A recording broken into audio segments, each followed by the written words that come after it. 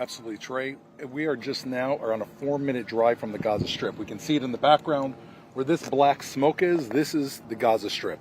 The original Hamas attack happened here. Hamas vehicles came through here on Saturday morning and ambushed a group of people that were driving through here, families. We can see there's a Hamas car here driven directly out of the Gaza Strip.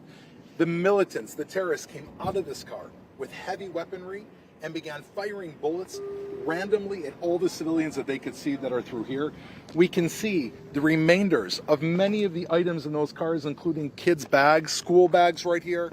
We can see socks. We can see a cooler. A family was out for a picnic just over here to the side. And the most stark and startling are the zip ties that are on the road used by the terrorists to bind the hands of the people they took as hostages.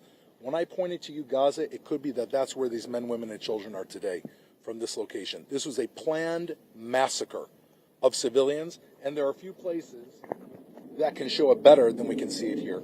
I want to show you the scene here and just what these civilian cars look like. When Hamas fighters entered on Saturday morning, they opened fire on civilians that were traveling to the southern part of Israel. I want to warn you, inside this van, it's quite bloody, but it shows you just the terror and nightmare that Israeli civilians faced. We have seen the bodies of militants in this area.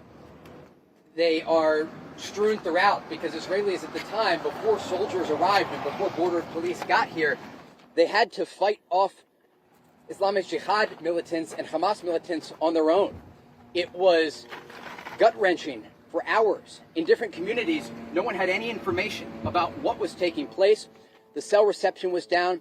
This was a coordinated attack to inflict terror on the civilian population. Hamas was able to take over Israeli military bases. They were able to push forward deeper into Israeli territory. And even today, there have been infiltration attempts as Hamas fires thousands of rockets into southern and central